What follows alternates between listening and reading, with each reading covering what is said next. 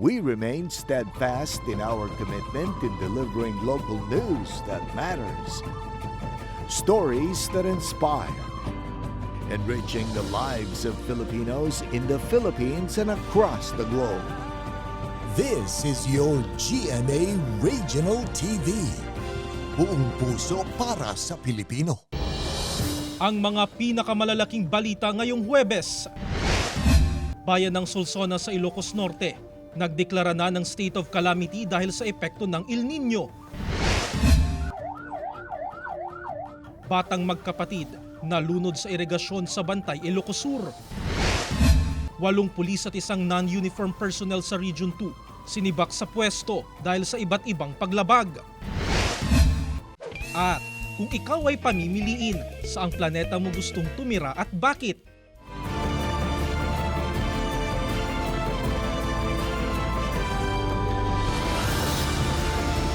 Ito ang GMA Regional TV 1 North Central Luzon. Masantos yang aram na imbaga male maya pagat panapon kapuso. Narito na ang One North Central Luzon. Hatid namin ang mga pinakamalaki at pinakahuling balita sa Hilaga at Gitnang Luzon. Live mula rito sa GMA Dagupan Station. Ako po si Chris Zuniga. Nagdeklara ng state of calamity ang bayan ng Solsona sa Ilocos Norte dahil sa epekto ng El Nino. Nakatutok live si Gab De Luna. Gab? Chris, dahil sa nararanasang mainit na panahon dito sa Ilocos Norte na umaabot sa 44 degrees Celsius, ay iniinda ngayon ng ilang residente ng bayan ng Solsona ang kawalan ng tubig, sanhi ng El Nino phenomenon. Kasabay ng nararanasang kawalan ng tubig na dulot ng El Nino, isinailalim ang Solsona, Ilocos Norte sa state of calamity.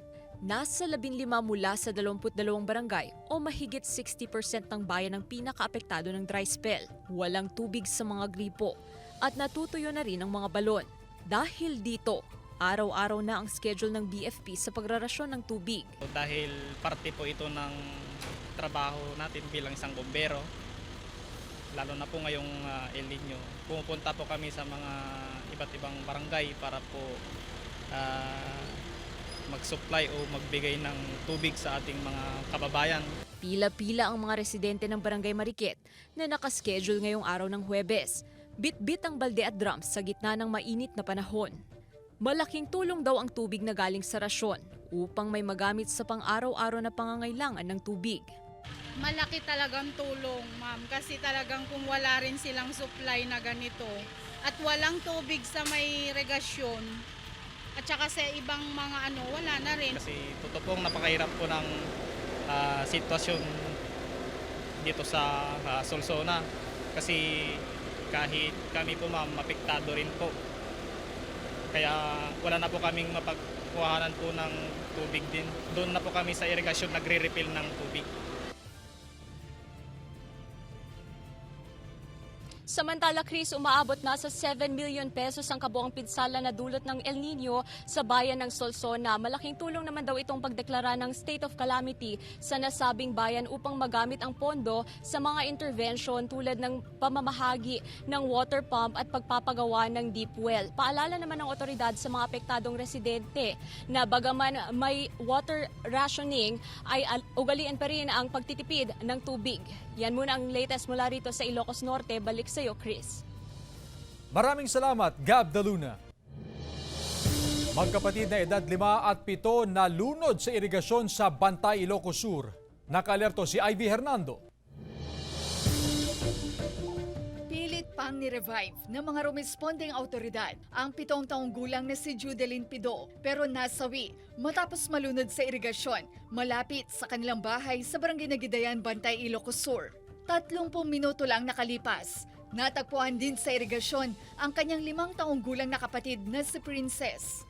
Sa kwento ng kanilang ina sa PNP, pinatulog raw niya ang 6 na anak at pumunta sa kapitbahay. Naipakambo lang kanyanan nga adda na almes DJ NT irigasyon. So that DJT time nga pinangbiro na kan DJ anak na. Natagpuan ang unang bata sa irigasyon sa katabing barangay ng Bulag East, habang sa Barangay Malingeb ang huli. Lagpas tao ang lalim ng irigasyon na malakas ang agos. Ada mo nakakita nga Di sinsin ko nga paulin na sudan, pinaulinan. Tuwan naglumunda kano nga nagsublilat ta dita. Nagayayam daw talaga nga plano ta siguro tigdigos mo tawang bato da kano pulos. Nasa bukid raw noon ang padre de pamilya na si Federico nang mangyari ang insidente. Dala ng kahirapan, sila na mismo ang gagawa ng kabaong para sa mga anak. Nasakit awang nga rod no aksepin milatan. Masapo lang mo bantayan na laing nang ito, handang mapanawan. Advice ko kada iti adda dito asidig iti irigasyon nga no mabalbalin kitain ta digiti anak da nga agtawen iti kakastoy. Kada digiti panagayayam da antayumit ammo no nya ti mapasamat. Wala namang nakikitang foul play ang otoridad sa insidente. Kasama si Norman Raca, Ivy Hernando, 1 North Central Luzon. Sinibak sa pwesto ang 8 pulis at isang non-uniform personnel sa Region 2. Narito ang report. Bilang bahagi ng internal cleansing, 8 pulis at isang non-uniform personnel ang sinibak sa pwesto ng Police Regional Office 2 sa Cagayan. Ayon sa pamunuan ng Pro 2, 7 pulis ang lumabag sa grave misconduct at grave neglect of duty matapos mag-awol. Ang ilan, nakahanap na raw ng oportunidad abroad pero hindi man lang maayos na nagpaalam sa PNP. So nag-file leave po sila for travel abroad. And then after which sir, nakahanap po sila ng greener pasture doon sa pinuntahan po nila. And hindi na rin din po sila bumalik sir. So actually sir, yung awol naman po, binibigyan naman po sila ng notice. Isang pulis ang sangkot sa hindi otorisadong paggamit ng baril, habang ang isa pa, sangkot naman sa paggamit ng illegal na droga matapos magpositibo sa random drug test. Sir, meron po tayo ng random conduct of drug testing. Most specifically sir, yung mga assigned sa ating mga drug enforcement units po natin. This is headed by or ginagawa with partnership with our forensic unit. Bago ang dismissal order laban sa 8 pulis at isang non-uniform personnel, dumaan daw ito sa due process at masusing investigasyon. Ayon sa Pro 2, hindi na maaaring makabalik sa hanay ng kapulisan ang mga nasibak na kabaro. Mula sa lalawigan ng Cagayan, kasama si Henry Domencil, Russell Simorio, 1 North Central Luzon. Samantala, nakataas ulit ang yellow alert status ngayong araw sa Luzon Grid ayon sa National Grid Corporation of the Philippines o NGCP. Nasa yellow alert ang Luzon mula 1:00 ng hapon hanggang 5:00 ng hapon at mamayang 7:00 ng gabi hanggang 10:00 ng gabi. Dahil pa rin ito sa force outage ng 4 na power plants sa bansa. Dahilan para numipis ang supply ng kuryente lalo na sa mga peak hours. Kaya payo pa rin sa mga concessionaires na maging responsable sa paggamit ng kuryente. Imahen ni Senyor Divino Tesoro inilagak sa plaza ng Calasiao para sa 9 na araw na novena. Tungo yan sa ulat ni Joan Punsoy. Napalamutian ng bulaklak ang stage ng Plaza ng Calasiao kung saan nakalagak ang imahen ni Senyor Divino Tesoro na isa sa mga patron ng bayan. Para ito sa 9 na araw na novena na nag-umpisa kahapon, kasabay ng selebrasyon ng kapistahan ng Poon. Kasi maraming devotos na nagpupunta dito sa bayan namin at maluwang itong plaza. Umaga pa lang, may ilan ng deboto na nagdarasal sa bahaging lilim ng plaza. Tuwing 5:00 ng hapon ang novena na dinadaluhan ng libong deboto mula pa sa karatig bayan at probinsya. Because of all miracles prayers that I have received.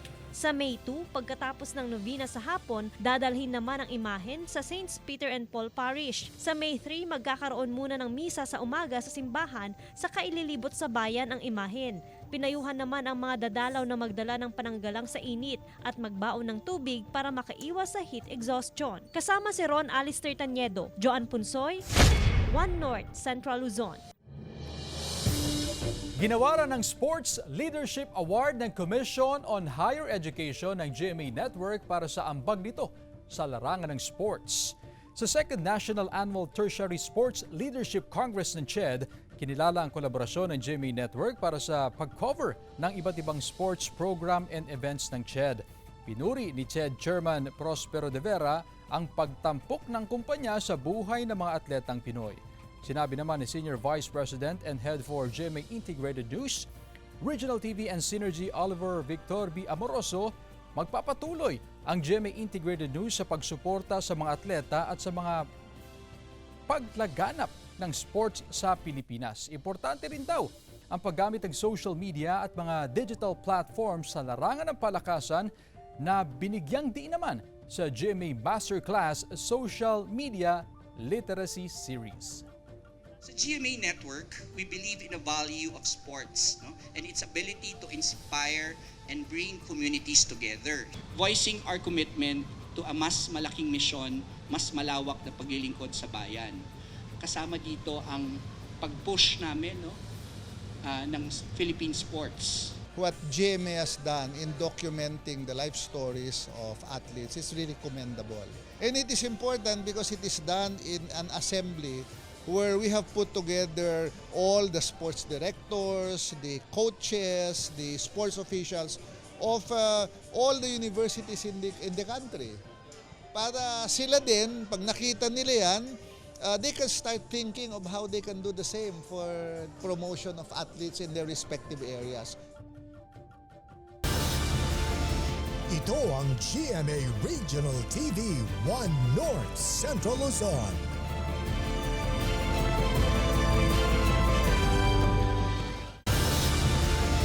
Ito ang GMA Regional TV 1 North Central Luzon.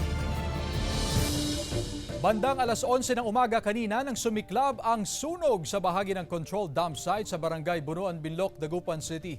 Kita sa video habang inaapula ng BFP at fire volunteer ang mga nasusunog na basura.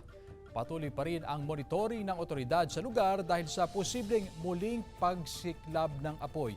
Pero under control na raw ang sitwasyon ayon sa Waste Management Division. Inaalam pa ang pinagmula ng sunog. Ipatutupad sa Dagupan City ang traffic rerouting para sa Gilon-Gilon Ed Balay bukas ng hapon April 26. Ang detalye ng balitang yan ihahatid live ni Claire Lacanilaw. Claire? Chris, pansamantalang isasara sa mga motorista o publiko bukas simula alas 12 ng tanghali ang ilang pangunahing kalsada sa may downtown area sa may Dagupan City. Ito ay upang bigyang daan ang magaganap na Gilon-Gilon at Bali Street Dancing Competition na highlight sa selebrasyon ng Bangus Festival 2024. Ipatutupad din ng Public Order and Safety Office ang traffic rerouting scheme sa mga maapektuhang kalsada dito sa Dagupan City. Sa mga jeep naman na may rutang papuntang San Fabian, Mapandan, Mangaldan, Puzurubio, San Jacinto at papunta dito sa Barangay Tambak, Dagupan City, maaring dumaan sa PNR Site Road patungo sa inyong destinasyon. Sa mga jeep na galing Tapwak Road, maaring lumiko sa bahagi ng Burgos Extension, Amado Street, palabas ng Amado Tapwak Road at lumiko pa kanan sa inyong destinasyon. Sa mga jeep na patungong Santa Barbara, galing Kalasyaw, maaring magtungo o dumaan sa Old De Venecia Highway at lumiko pa kanan papuntang Tapwak. Sa mga jeep naman na may rutang San Carlos, Malasiki at Kalasyaw, maaring dumaan papuntang Karanglaan sa may dating gasoline station at maaring mag-U-turn papuntang Mayombo District. Tiniyak naman ng Public Order and Safety Office ang kanilang full force na paghahanda o pagmamonitor sa magiging sitwasyon sa selebrasyon ng Gilon-Gilon at Bali Street Dancing Parade sa selebrasyon nga ng Bangus Festival 2024 at paalala naman ng otoridad sa publiko na sumunod sa mga ipinatutupad na batas trapiko. Samantala, Chris, puspusan naman ang paghahanda ng mga street dancers na makikilahok dito sa Gilon-Gilon at Balay Street Dancing Parade na magaganap bukas. At yan muna ang latest dito sa Dagupan City, Chris. Maraming salamat, Claire Lacanilaw. Isinagawa ang ocular inspection sa ni-raid na Pogo Hub sa Bamban, Tarlac dahil sa global scam operations. Sundan sa report. Nagsagawa ng Senate Ocular Inspection si Committee on Women, Children, Family Relations and Gender Equality Chair Risa Hontiveros at committee member Win Gatchalian sa ilang gusali ng Zone U1 Technology Incorporated sa Bamban, Tarlac. Ang nasabing kumpanya, ni-raid nito lang Marso ng Presidential Anti-Organized Crime Commission o PAOK dahil sa umano'y global scam operations. Makikitang mga computer na umano'y ginagamit sa online scamming. Ipinakita rin ang villa na posible umanong tinutuluyan ng mga empleyado o matataas na kawani ng kumpanya. May mga LGU din ba na kasama dito na part ng business model ng POGO at nagbibigay daan sa ganitong mga suspected crime? So, yun yung isang continuing realization. Kanina sa briefing, merong presence ang PAGCOR dito 24/7. In fact, doon sa raid, nakausap pa nila yung PAGCOR employee na nandito. Kahit na 24/7, bakit nakalampas ang human trafficking? Bakit nakalampas ang crypto scam? Anya, isa raw sa mga dapat panagutin sa hearing na ipatatawag ni Senator Risa ay ang PAGCOR. Dahil ayon sa kanila, malaki ang kinikita nila sa POGO. Iimbestigahan din ang pagkakautang sa buwis ng kumpanyang nagpapatakbo ng umano'y global scam. All the networks, all the connections, nandun na. So it's really very hard for us to get records and then to make coordination dito sa area. So yun ang isa sa mga predicaments namin. Kinakailangan na rin umano ang pagbabago sa batas ng human trafficking sa bansa. Ayon kasi sa PAOK, ilan sa mga nare-rescue bumabalik pa rin sa scamming operations. Samantala, 2 sa mga empleyado ng kumpanya ang iniharap sa media. Magsisilbi raw silang witness sa investigasyon. Ibinahagi rin nila ang pagpapahirap sa kanila. Anything he will punish us and then like pumping or anything and then use the hand of leg or punish us. And then sometimes we will like didn't hit the quota, and then we will stand outside and then just in the sunlight downstairs and then until maybe few hours there. Ayon sa PAOK, isasagawa ang deportation sa mga foreign nationals sa April 30. Sinusubukan pang kuhanan ng pahayag ang mga umano'y sangkot na opisyal ng gobyerno sa umano'y iligal na aktibidad. Kasama si Ron Alister Taniedo, Joan Punsoy, One North Central Luzon.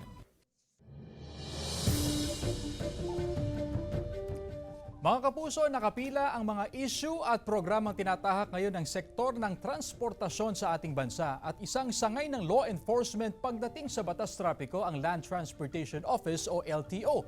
At para talakayin ang mga issue mula sa lisensya, PUVM at e-bike regulation, makasama natin ang Regional Director ng LTO Region 1, si Ginoong Glorioso Daniel Martinez. Unang tanong ko agad, kamusta po ang update sa mga plastic cards para sa driver's license? At dito po sa ating rehiyon ay nagkaroon po tayo ng 54,000 plastic cards na ang sistema po ng pagbibigay po namin ng mga plastic cards ngayon ay we print as they come.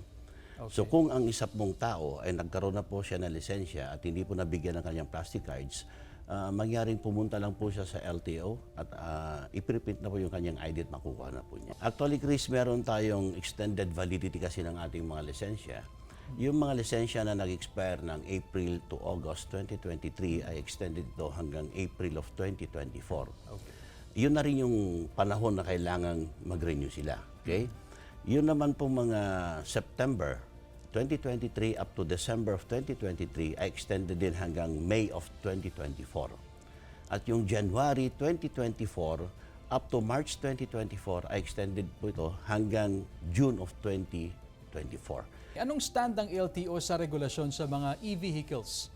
Dahil sila ay hindi po nire-require na magkaroon ng driver's license. Nagkaroon po tayo ng bagong ulituntunin na lahat po ng mga e-bikes o e-trikes ngayon na gumagamit ng ating pangunahing mga lansangan ay kailangan marehistro po sila at magkaroon sila ng lisensya.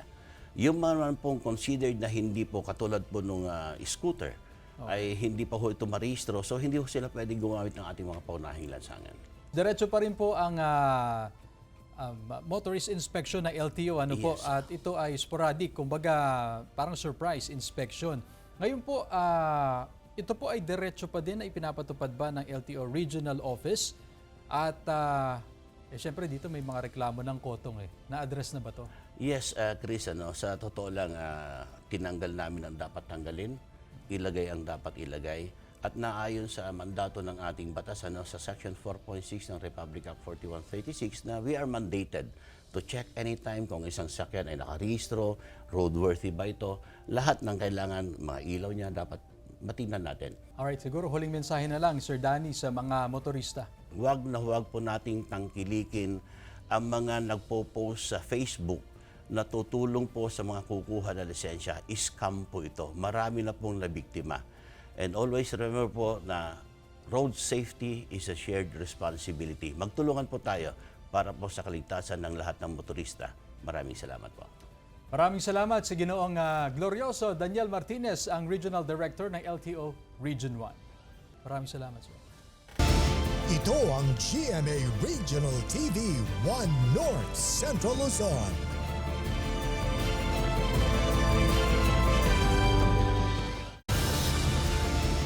Ito ang GMA Regional TV 1 North Central Luzon. Isang establishmento sa Bayambang, Pangasinan nasunog habang lawak ng pinsala ng grass fire sa Isabela kita sa drone footage. Tutukan sa report. Pasado alas 4 ng hapon kahapon ang respondihan ng Bayambang BFP ang sunog sa isang commercial establishment sa mismong bayan. Ayon kay SFO1 Christian Lopez, team leader ng Bayambang BFP, sa isang opisina sa ikalawang palapag na gusali, hinihinalang nagmula ang sunog. Nasa second floor din ang mga panindang furnitures, home appliance at stock room. Umabot sa second alarm ang sunog at na-fire out 5:45 PM sa tulong na rin ng Bautista, Malasiki, San Carlos City at Rosales BFP. Walang nasaktan sa sunog pero aabot sa 1.6 million pesos ang inisyal na danyos. Pansamantalang isinara ang gusali hanggat hindi pa nasusuri ng BFP. Sa drone footage ng Senro Cabagan, kita ang lawak ng pinsala ng grass fire na sumiklab noong Lunes. Halos maabo ang lupaing sakop ng National Greening Project ng LGU na may mga tanim na melina at nara trees. Nasa 600 ektarya ang sakop ng NGP. Inaalam pa kung ilang ektarya ang nasunog. Ayon kay OIC Fire Marshal SFO3 Reynold Tamayo, ng Delfin Albano BFP, desidido raw ang LGU na kasuhan at papanagutin ang mga nasa likod ng pagsusunog. Sa ngayon, ito ang pinakamalaking insidente ng grass fire na nangyari sa bayan ng Delfin Albano.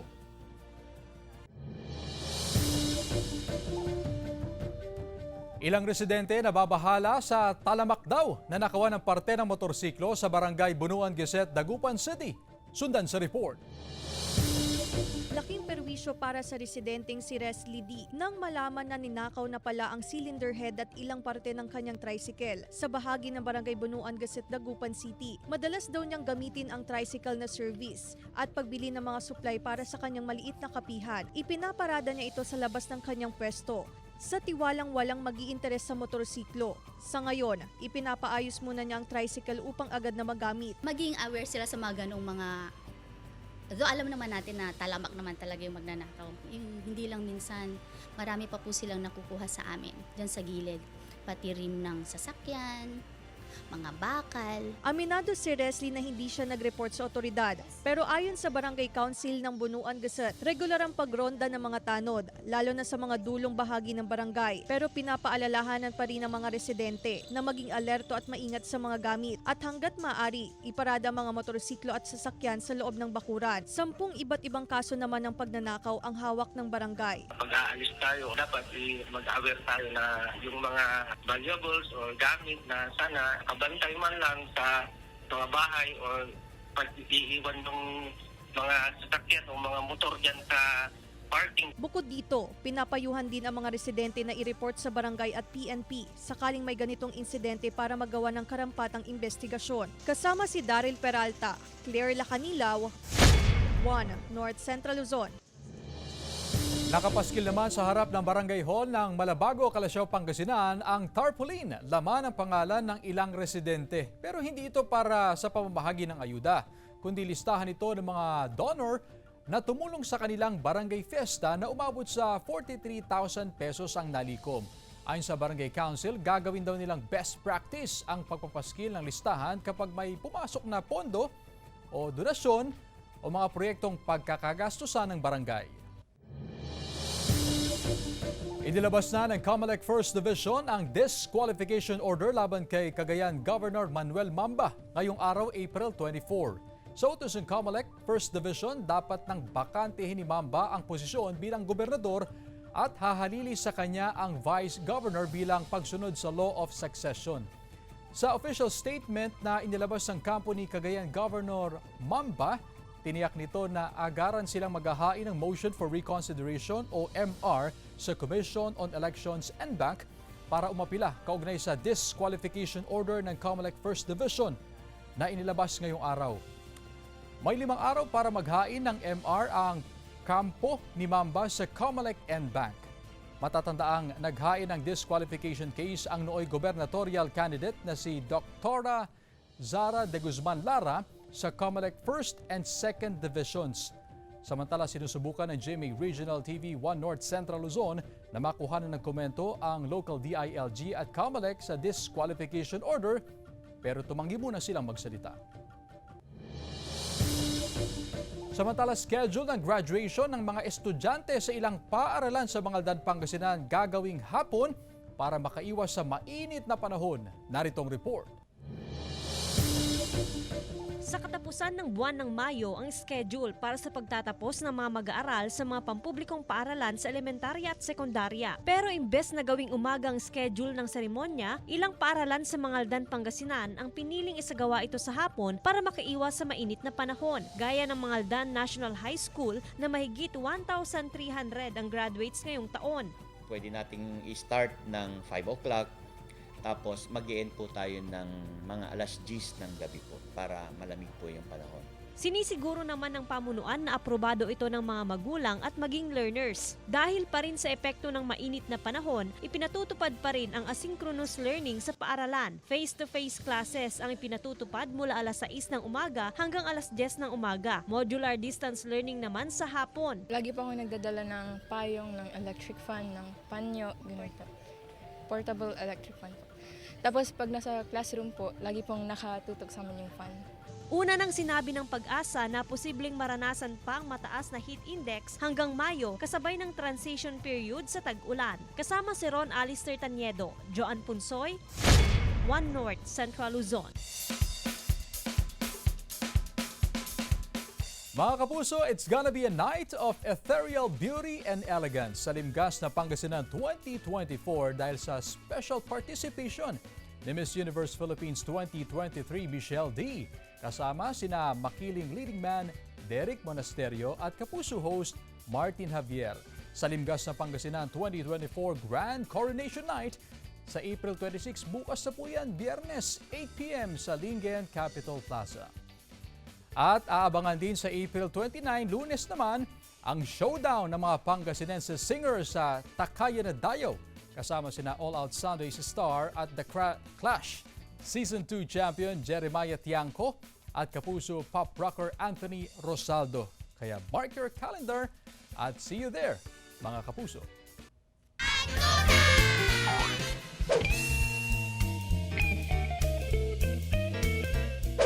Sa Mars. Kasi? Walang tao. Walang gusto tao. mo mag-isa lang? Oo. Loner ka? Sa maginhawa, kung sa ganun, hindi ka mahirapan sa Venus.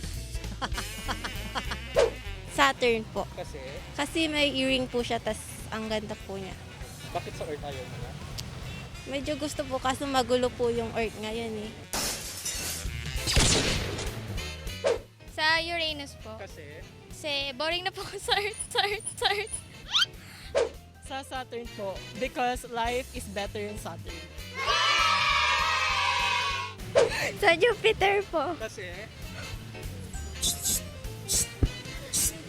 Hoy! Hoy! Sa Mars na lang po. Kasi? Kasi mainit dito sa Earth eh. Sasama mo yun, Joe? Opo. Pwede na! Para may kasama ko dun.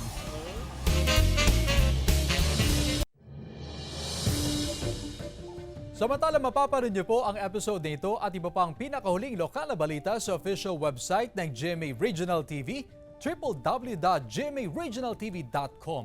Pwede rin kayong bumisita sa aming official YouTube channel GMA Regional TV at i-click ang subscribe button para sa pinakamainit na balita mula sa mga rehiyon. Nais din naming pasalamatan ang mga kapuso sa Hilaga at Gitnang Luzon, maging ang mga kapuso natin abroad. Dahil sa GMA Regional TV, local news matters. At yan ang mga pinakamalaki at pinakahuling balita sa Hilaga at Gitnang Luzon. Maraming salamat sa pagsama sa amin pati na ang mga kapuso sa ibang bansa na tumutok sa mga balita sa rehiyon. Ako po si Chris Zuniga. Kami ang GMA Regional TV 1 North Central Luzon. Buong puwersa para sa mas malaking misyon at mas malawak na paglilingkod sa bayan.